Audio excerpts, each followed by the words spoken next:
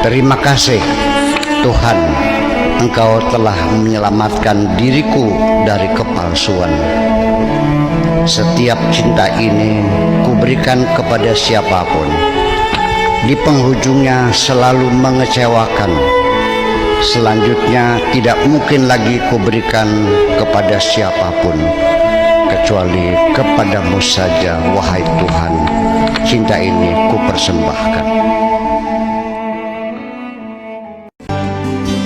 Aku hanya ingin berbagi kebahagiaan dan tidak menggurui siapapun. Terlalu sulit bagiku untuk menyalahkan siapapun. Akan tetapi apabila ada orang yang ingin mengisi raporku, tentu aku sangat gembira sekali. Dan kujamin aku tidak akan sakit hati sedikit. Qultu na'imur ruh wa 'adzabu innama huwa bisyuhudi rabbiha wa ihtijabiha. Kenikmatan rohani dan penderitaan rohani semata-mata itu sangat tergantung kepada mampukah menyaksikan Tuhannya ataukah terhalang, terhijab. Artinya bahwa rohani kita ini bahagia atau sengsara tergantung bisa ketemu atau beli. Ya. Saya kira apalagi yang mengingkari, yang percaya pun juga tersiksa juga kalau nggak bisa ketemu tuh. Kiduki ana sing ngirimi mbuh sapa kengke. Sing gawe cilik mula nggal bulan 10 juta terus turutin segala macam kebaikan. Tapi beli beru sapa sing ngirim. Nah, penasaran itulah satu penderitaan. Paham deh kengke. Itu.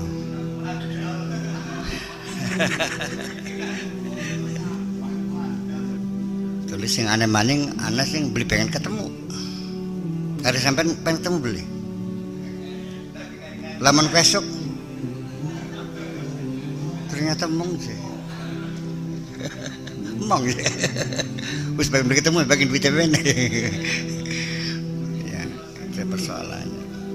Wa dzalika ba'da takhallusha min 'alamil ashbah. Hal itu setelah rohani kita ini bisa terbebaskan dari alam benda, min alamil ashbah, dari alam materialis, wa taraqiha ila alamil arwah, dan sudah mampu meningkatkan diri ke tingkatan alam rohani. Fayakunu hina idzin, sehingga dengan demikian maka naimuha, kenikmatan rohani itu ruhul wisal, yaitu adanya persambungan, warihanul jamal, dan surga keindahan, wa azabuha ihtijabuha ala syuhudi zalikal jamal. Tersiksanya itu, penderitanya itu adalah terhalang, terhijab, tidak mampu melihat keindahan itu. Wa ba'daha anil kabiril muta'ali, dan setelah itu juga tidak bisa melihat, mengerti kebesaran Allah dan ketinggian Allah. Wa hadzal amr hasilun fi darid dawam li jama'il anam. Ini terjadi di alam dunia ini, fi darid dawam li jama'il anam, di tempat kelanggengan untuk seluruh umat manusia. Li'annahu tamayyazal haqqu min al-batil, karena dibedakan antara hak dan batil. Wa arafa kullu wahidin maswahu wa mustaqarrahu. Semua orang akan tahu tempat tinggal dan tempat kembalinya. Fa ahlul jinan ahassu birridha wa ridwan. Ahli surga merasakan senang dan ampunan. Fahum alimuna biqurbil haqqi minhum wa ridhahu anhum. Mereka sadar betul, mengerti betul dengan kedekatan yang maha benar dan ridha Allah terhadap mereka. Walakinnahum mutafawituna fil ilmi, tetapi mereka berbeda, berpangkat-pangkat dalam pengetahuannya. Faminhum man ya'lamu min wara'i rida, ada yang tahunya dari belakang tabir. Faminhum man ya'rifu dakhilar rida, dan sebagian lagi yang tahu dari dalam tabir, di luar tabir, dari dalam tabir. Yang sejabat yang selimut, yang sejeroneng selimut. Wa fil Bukhari, wa ma baina nasi wa baina an yanzuru ila rabbihim illa ridaul kibriya ala wajhihi fi jannati adn. Beda jarak antara manusia dengan kemampuan mereka melihat Tuhannya tidak lain hanyalah persoalan selimut kesombongan ala wajhi, di atas wajah Allah, fi jannati adn, di surga Aden. Wala yafhamu hadzal rida illa ahlul azwaq. Yang bisa memahami selimut ini tidak lain hanya ahli rasa, hanya ahli rasa. Artinya orang yang punya perasaan yang sangat halus, bukan orang yang perasaannya kasar, kaku dengklek ya, kayak kita bakal durung ditampak, durung paham-paham baik, dipelototi karena apa mendelik saking langgar rasane. Wa amma ahlun nar fa ahassu bil bu'di minal wahidil qahar. Ahli neraka itu merasakan akan kejauhan dirinya dari Allah yang Maha Esa dan Maha Memaksa. Fatadha'afa 'adzabuhum fi daril bawar, maka berlipat gandalah siksa mereka di dalam hari akhirat nanti. Persoalan melihat dan tidak melihat. Tidak melihat merupakan siksa, dan mampu melihat itulah satu kebahagiaan dalam rohani kita. Walau annal haqqa ta'ala tajalla lahum, kalau seandainya Allah itu bertajalli lahum bisifati jamalihi, tampil dan bertajalli dengan sifat jamalnya, dengan sifat indahnya, la ansahum zalikal yauma azabahu. Kalau Allah bertajalli dengan sifat jamalnya, tentu mereka akan lupa siksa hari itu. Saking indahnya siksa pun menjadi tak terasa lagi. Kayak sira demenan dicokotin lamuk, masa kerasakan. Balik-balik pada bentol kabeh. Ya, saya ingin mengkaitkan kenapa perempuan-perempuan di Mesir itu terkupas tangannya sampai berdarah-darah dan tidak merasa sakit karena melihat gantengnya Nabi Yusuf. Jadi artinya keindahan ini bisa membius kita. Paham itu tidak? Membius kita. Dan inilah satu realita seorang lelaki yang hidupnya bahagia, istrinya baik sekali, anaknya lucu-lucu, bisa terlupakan, tergila-gila dengan keindahan yang lain, sehingga dia tega lupa dengan dirinya, lupa dengan istrinya, lupa dengan anaknya, karena ketemu dengan perempuan yang sangat cantik, terbius. Oleh karena itu, bahwa ini satu bukti saja bahwa keindahan yang ditampilkan, keindahan Allah yang ditampilkan di alam dunia ini, setites air di antara 7 lautan adalah pada makhluknya yang bernama manusia. Seindahnya gunung, belum mungkin ada wong kelojotan dalam gunung bagus. Iya, saya bakal senderang wong wadon ayu bleg klenger kan, beli sadar, terbius kan. Jadi kita mesti paham kenapa keindahan kok bisa melupakan siksa. Betul. Kita saja dulu waktu masa remaja bokek pada duit beli duwe, ya kan? Mungkin kita dalam keadaan kurang sehat, hujan angin, ya karena cinta, ya. Baru mengimajinasikan keindahan sang kekasih saja. Beli kerasa hujan, beli kerasa angin, beli kerasa lara kan. Seneng baik. Beli duit ke seneng baik. Nah ini maksud saya ingin menjelaskan bahwa indah melupakan segala-galanya. Keindahan itu bisa melupakan segala-galanya. Walau anna ta'ala ihtajaba an ahli jannati ladaqa alaihim fasihul jinan. Kalau Allah itu tidak bertajalli atau ahli surga tidak mampu melihat Allah, maka luasnya surga itu akan terasa sempit bagi mereka. Walan qalaba na'imuhum, bukan lan qalbu, walan qalaba na'imuhum nikmatan wa azaban, dan kenikmatan mereka akan berubah menjadi nikmah dan menjadi azab, menjadi siksaan dan menjadi penderitaan. Itu di surga nanti.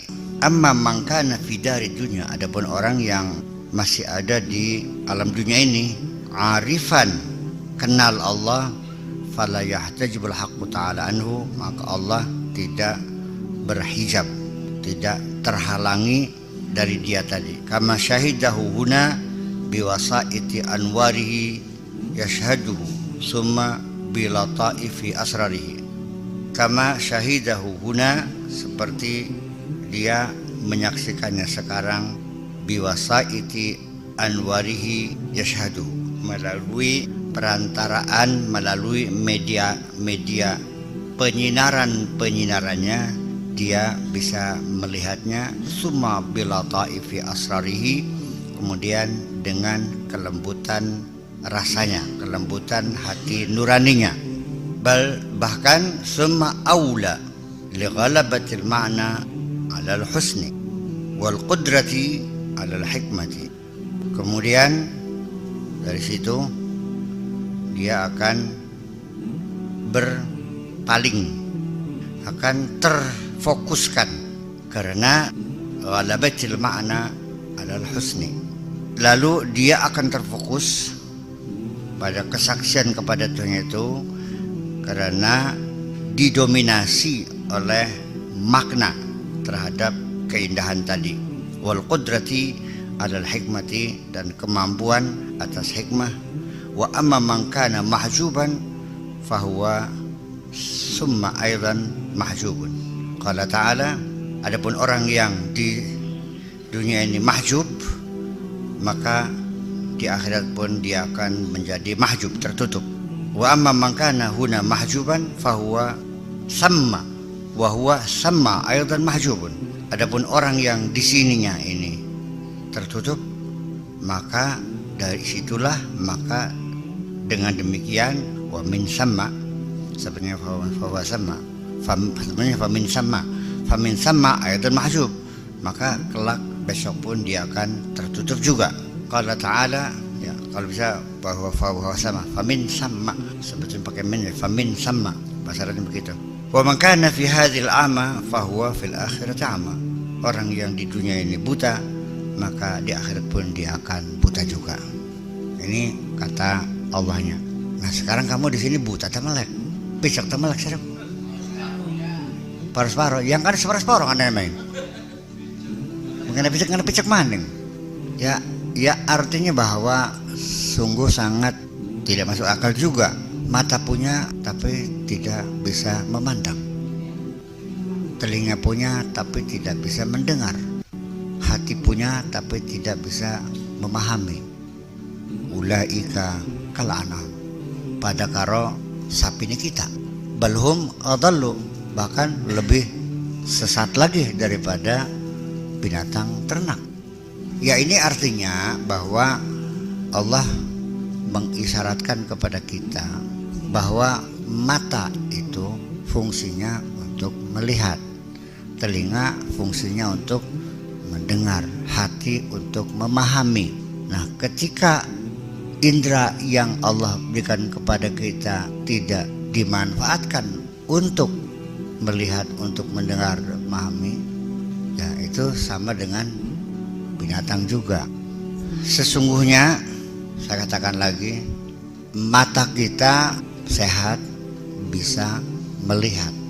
Kenapa mata bisa melihat? Kenapa saya bisa melihat Kang Bad, bisa melihat Pak Joni, bisa melihat Awan? Kenapa? Ya karena saya mata sehat. Tidak juga. Ketika lampu saya matikan, saya tidak bisa melihat kamu kok. Ketika dalam keadaan gelap gulita, apa yang bisa kita lihat? Kamu bisa melihat enggak? Kenapa nggak bisa melihat? Berarti mata bisa melihat harus ada sinar. Sinarnya nggak ada, ya nggak bisa melihat. Hati pun sama, tidak akan bisa memahami. Hati juga tidak akan bisa berfungsi ketika hati kita dalam keadaan gelap gulita. Paham di sini? Sudah kerasa beli hati dia peteng nih. Aneh tuh mah. Bahkan paten aduh peteng. Tapi petengnya hati nggak pernah ada orang yang berkeluh kesah betapa gelapnya hatiku ini. Ya memang ya berbeda.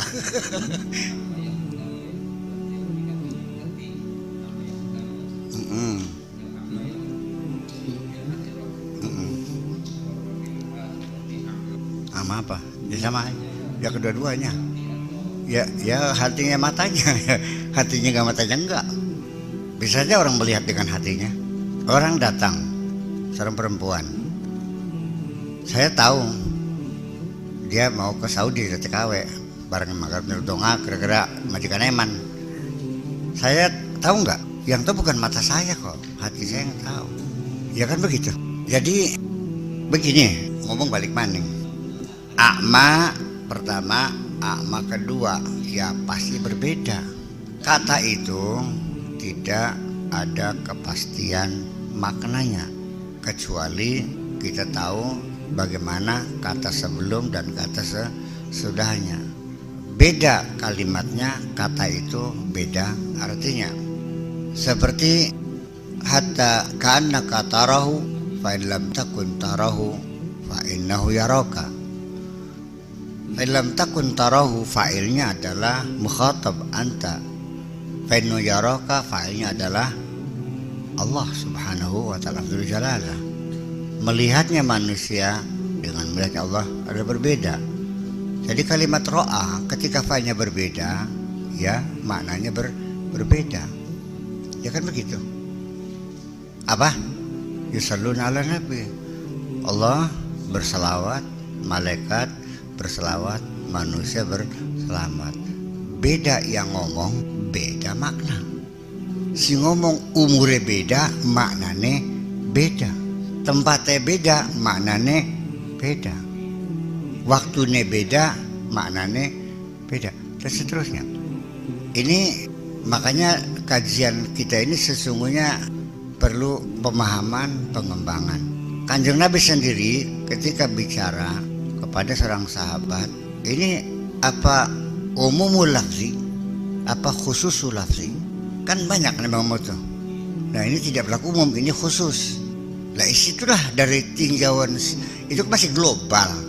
Nah kalau kita kan kajian psikolinguistik itu kan sudah terfokus bahwa ketika yang diajak bicara berbeda, pasti nuansa maknanya pun berbeda. Ya.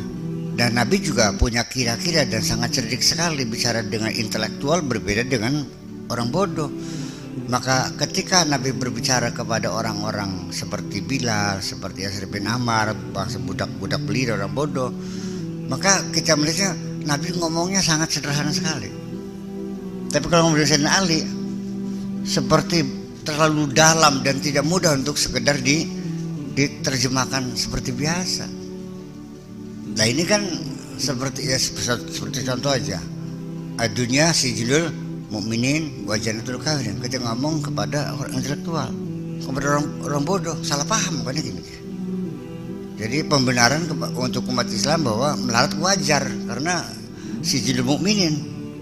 Bodoh, melarat, tukaran baik, ya kelanti, penyakit dulu, ya wajar yang artinya yang penjara. Saya bilang enak ya lo untuk beli paham. Ya seperti itulah kira-kira. Ya. Begini, wa inna mata'amal qulub tuh, bahwa pandangan mata ini sangat tergantung bagaimana posisi hati kita memandang. Sebaik-baiknya orang menurut masyarakatnya, tapi karena kita dislike kepada seseorang itu, karena memang kita tidak suka, hati kita tidak suka, maka mata kita tidak pernah melihat dia benar kok, salah baik. Kalau kita sudah senang pada seseorang, tangi turu belak dulu kan, ayu baik seperti itu Mbak. Jadi memang yang sesungguhnya yang buta itu hati, itu bahasa hakikatnya seperti itu. Walakin ta'amal qulub, tetapi hati yang buta ini. Kalau hati kita sudah buta, ya mata juga ikut buta. Tapi sekalipun mata buta, hati tidak akan buta. Itu persoalannya. Yang membutakan mata itu, yang membutakan hati apa sih? Ya itulah sikap kita, suka atau tidak suka, baik selera, dengan kepentingan. Kita merasa terancam kepentingan kita. Ya apapun yang dilakukan orang itu tetap kita a priori, ya. Nah, seperti itulah kira-kira. Jadi makanya jadi sesungguhnya nanti yang menjadi pusat penilaian kita, Allah bagaimana menilai kita. To the point. Wallahu yatawalla bisarair. Allah akan langsung melihat hati kita.